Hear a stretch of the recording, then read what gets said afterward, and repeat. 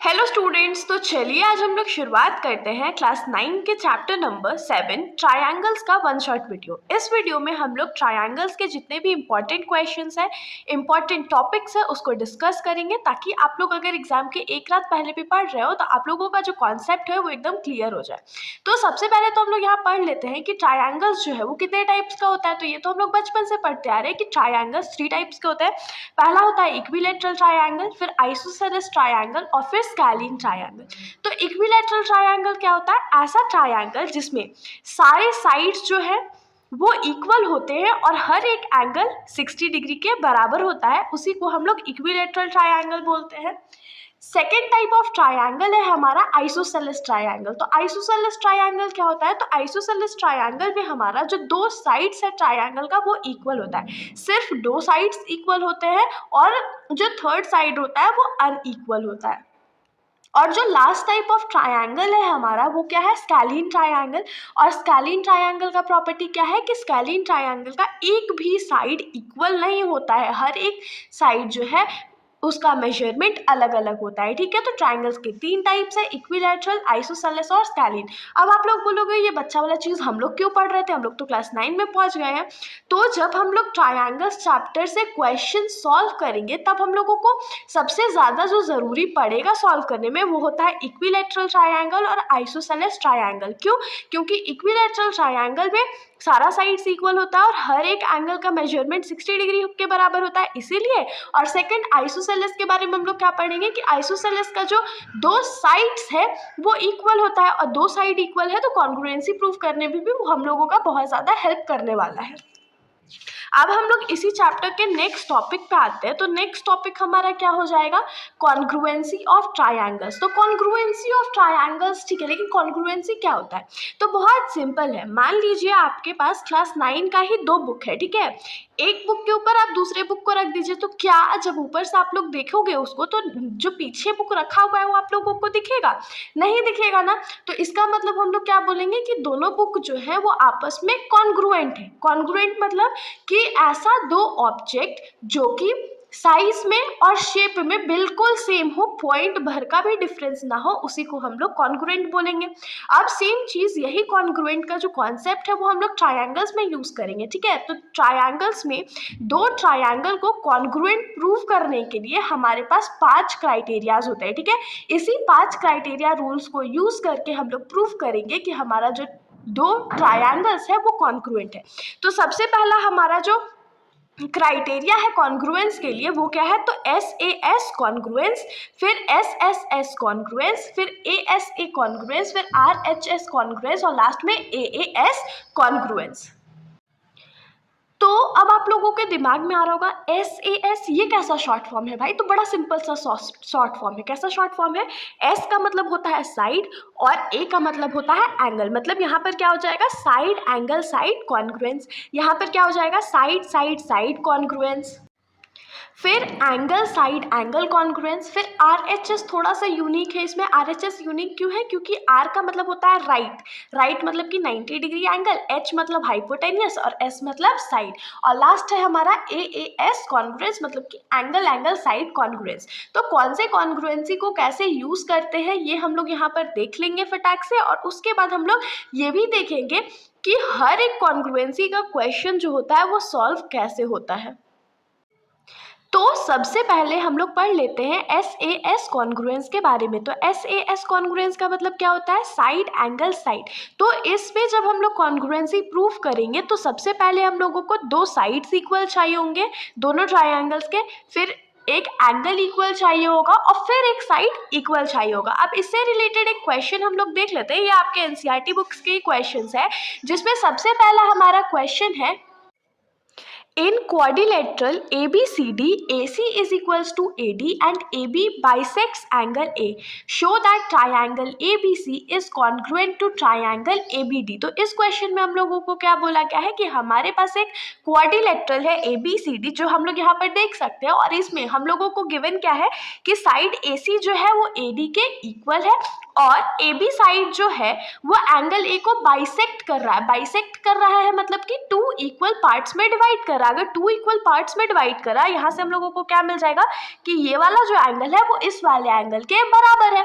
अब इतना information given होने के बाद हम लोगों को प्रूफ क्या करना है कि ट्रायंगल ए बी सी जो है वो कॉन्ग्रुएंट है ट्रायंगल ए बी डी के। ABD के कॉन्ग्रुएंट है। बहुत सिंपल है इसका प्रूविंग। सबसे पहले हम लोग गिवन से शुरुआत करेंगे। जैसे मैं यहाँ पर आप लोगों को क्वेश्चन बता रही हूँ, सेम मेथड से एकदम सेम आप लोगों को वहाँ पर क्वेश्चन पेपर में भी बनाना है। तो सबसे पहले हम लोग लिखेंगे गिवन। गिवन हम लोगों को क्या है क्वेश्चन में कि साइड AC जो है वो AD के बराबर है, और दूसरा चीज हम लोगों को क्या गिवन है कि AB बाइसेक्ट्स एंगल A, ये हम लोगों को गिवन है। तो अगर AB जो है वो एंगल ए को बाइसेक्ट कर रहा है, तो यहाँ से हम लोग क्या लिख सकते हैं कि एंगल CAB जो होगा वो एंगल DAB के बराबर होगा। मतलब दो चीज हम लोगों को यहाँ पर गिवन है, ठीक है। अब नेक्स्ट हम लोग यहाँ पर क्या करेंगे, तो लिखेंगे टू प्रूफ, मतलब कि हम लोगों को प्रूफ क्या करना है। तो यहाँ पर हो जाएगा टू प्रूफ हमारा क्या है कि ट्रायंगल ABC को हम लोगों को कॉन्ग्रुएंट प्रूफ करना है ट्रायंगल ABD के। ये हम लोगों का टू प्रूफ है।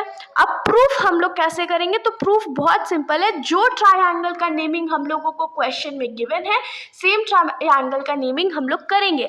यहाँ पर लिखेंगे कि in triangle ABC and triangle ABD, इन दोनों ट्रायंगल्स में क्योंकि हम लोगों को SAS प्रॉपर्टी का यूज करना है, तो पहले साइड आना चाहिए, फिर एंगल आना चाहिए और फिर से साइड आना चाहिए। तो सबसे पहले क्या लिखेंगे कि AC जो है वो AD के बराबर है। अब क्वेश्चन में सर पूछेंगे ना आपसे कि AC जो है वो AD के बराबर क्यों है, आपको कैसे पता है। तो हम लोगों को ये क्वेश्चन में गिवन था, तो हम लोग रीजन में लिख देंगे यहाँ पर गिवन। सेकेंड चीज हम लोगों को क्या चाहिए, एंगल चाहिए। तो एंगल में हम लोग क्या लिखेंगे कि एंगल CAB जो है वो एंगल DAB के बराबर है। ये हम लोगों को कैसे पता, तो ये भी हम लोगों को क्वेश्चन में गिवन था। नेक्स्ट हम लोग क्या लिखेंगे, तो फिर से हमारा साइड आएगा ना। तो अब तो कोई चीज हम लोगों को गिवन नहीं था, तो अब हम लोग यहाँ पर अपना दिमाग इस्तेमाल करेंगे। कैसे, देखिए AB साइड जो है वो इस वाले ट्रायंगल में भी है और इस वाले ट्रायंगल में भी है, मतलब कि AB जो है वो दोनों ट्रायंगल्स में कॉमन है। तो यहाँ से हम लोग क्या लिख सकते हैं कि साइड AB जो है वो AB के बराबर है। और ये क्यों AB के बराबर है, क्योंकि AB साइड दोनों ट्रायंगल्स में कॉमन है। तो लास्ट में यहाँ पर हम लोग क्या लिखेंगे कि साइड एंगल साइड तो हमने लिख दिया, तो देयरफॉर बाय SAS कॉन्ग्रुएंस हमारा जो ट्रायंगल ABC है वो कॉन्ग्रुएंट है ट्रायंगल ABD के, और यही तो हम लोगों को प्रूव करना था। तो इसके साथ हमारा ये जो पहला क्वेश्चन है वो प्रूव हो चुका है, जिसमें हमने SAS कॉन्ग्रुएंस का यूज करा है। अब हम लोग सेकेंड टाइप ऑफ कॉन्ग्रुएंस पे आ जाते हैं, जो कि है SSS कॉन्ग्रुएंस। तो SSS कॉन्ग्रुएंस क्या हो जाएगा, तो साइड साइड साइड कॉन्ग्रुएंस, मतलब कि एक ऐसा कॉन्ग्रुएंस क्राइटेरिया जिसमें हमारे ट्रायंगल्स के जो तीनों साइड हैं वो आपस में इक्वल होने चाहिए, तभी वो ट्रायंगल दोनों आपस में कॉन्ग्रुएंट होंगे, वरना कॉन्ग्रुएंट नहीं होंगे। अब इस पे बेस्ड एक क्वेश्चन हम लोग देख लेते हैं। हमारा क्वेश्चन क्या हो जाएगा कि triangle ABC is an isosceles triangle in which AB is equals to AC। इसमें हम लोगों को क्या बोल दिया कि हमारे पास एक ट्रायंगल ABC है जिसमें साइड AB जो है वो AC के बराबर है।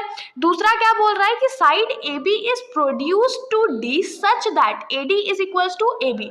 अब क्या बोला कि AB को प्रोड्यूस करके D तक ले जाया गया है और फिर ज्वाइन करा गया, और ऐसे ज्वाइन करा गया है कि AB जो है वो AD के बराबर है। तो यहाँ से हम लोगों को प्रूव करना है कि ट्रायंगल ABC जो है वो ट्रायंगल ADC के कॉन्ग्रुएंट है, मतलब ट्रायंगल ABC जो है वो ट्रायंगल ADC के कॉन्ग्रुएंट है। तो अब कॉन्ग्रुएंट है तो इसको प्रूव कैसे करेंगे, क्योंकि इसमें तो हम लोगों को क्या गिवन है कि AB जो है वो AC के बराबर है, उसके बाद AC जो है वो AD के बराबर है, ठीक है। एक चीज हम लोग इस क्वेश्चन में क्या ऐड कर लेते हैं ना कि BC साइड जो है वो DC साइड के बराबर है। अगर BC साइड जो है वो DC साइड के बराबर हो जाएगा, तो हम लोग यहाँ से आराम से SSS क्राइटेरिया का यूज़ करेंगे। तो चलिए अब शुरुआत करते हैं। तो सबसे पहले तो हम लोग लिखेंगे गिवन। तो हम लोगों को क्वेश्चन में गिवन क्या है कि AB जो है वो AC के बराबर है। दूसरा हम लोगों को क्या गिवन था कि AD जो है वो AB के बराबर है। और तीसरा हम लोग ने अब खुद से यहाँ पर क्या करा है, ये क्वेश्चन में भी आप लोग ऐड कर सकते हो कि BC जो है वो DC के बराबर है। ठीक है, तो अब यहाँ से हम लोग क्या लिखने वाले हैं ना कि टू प्रूव, कि हम लोगों को प्रूफ क्या करना है कि ट्रायंगल ABC जो है वो कॉन्ग्रुएंट है ट्रायंगल ADC के। तो यहाँ पर हम लोग लिखेंगे प्रूफ। तो प्रूफ हम लोग करेंगे कैसे, तो लिखेंगे in triangle ABC and triangle ADC। इन दोनों ट्रायंगल में हमारे पास सेम चीज़ें या इक्वल चीज़ें कौन सी हैं, तो AB जो है वो AD के बराबर है। ठीक है, AC जो है ये इन दोनों ट्रायंगल में कॉमन है और BC जो है वो DC के बराबर है। तो ये हम लोगों को गिवन है। तो यहाँ से हम लोग क्या लिखेंगे कि in triangle ABC and triangle ADC, AB जो है वो AD के बराबर है। हम लोगों को कैसे पता, तो ये हम लोगों को क्वेश्चन में गिवन था। उसके बाद AC जो है वो दोनों ट्रायंगल में कॉमन है, इसीलिए हम लोग इसको इक्वल बोल सकते हैं। और थर्ड साइड क्या है कि BC जो है वो CD के बराबर है। ये हम लोगों को कैसे पता, तो ये भी हम लोगों को क्वेश्चन में गिवन था। तो यहाँ से क्या लिखेंगे कि देयरफॉर बाय SSS कॉन्ग्रुएंस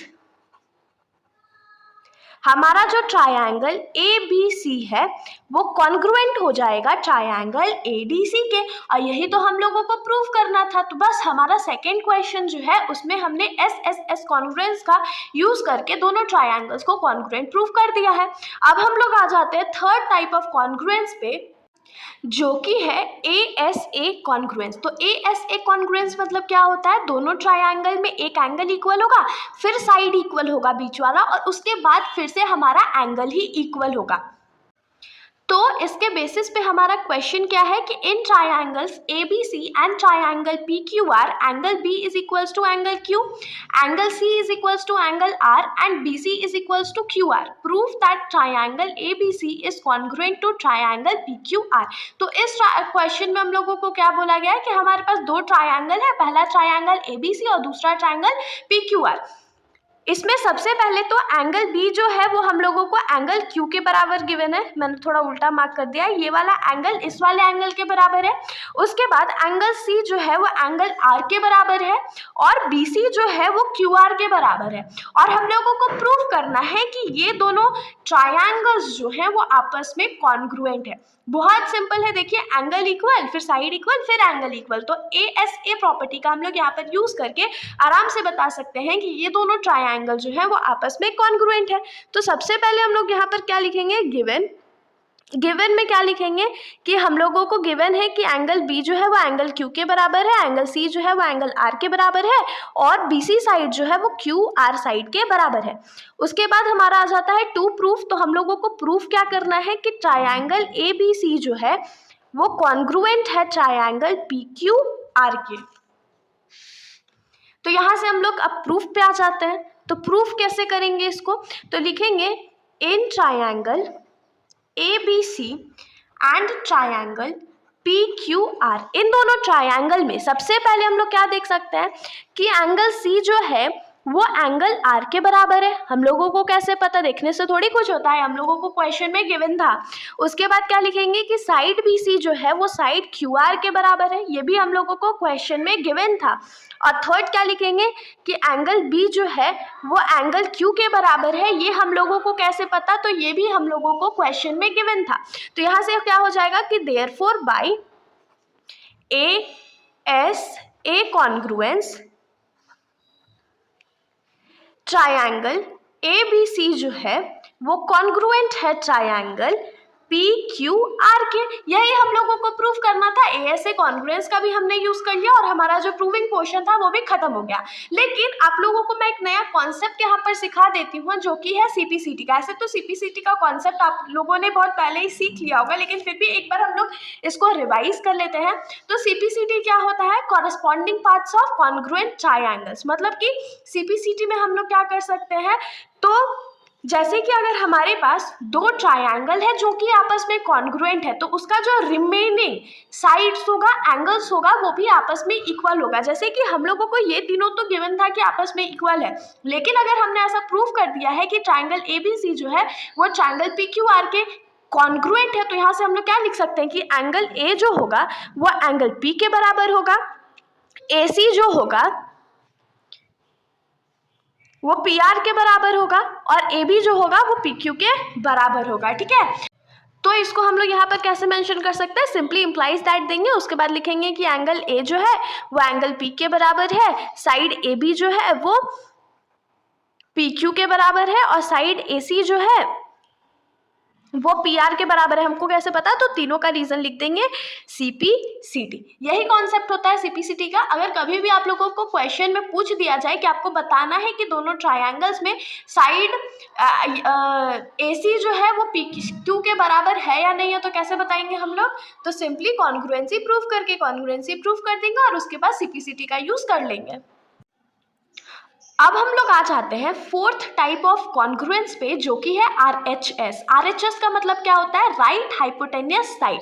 तो राइट का तो सिंपल मतलब होता है 90 डिग्री। मतलब जब हम लोगों को दो राइट एंगल्स को कॉन्ग्रुएंट प्रूफ करना होता है, तब हम लोग कौन से प्रॉपर्टी का यूज करते हैं, तो RHS प्रॉपर्टी का यूज करते हैं। ठीक है, अब इस पे बेसिस पे जो हमारा एक क्वेश्चन है वो क्या बनता है कि AD is an altitude of an isosceles triangle ABC in which AB is equals to AC, show that AD bisects BC।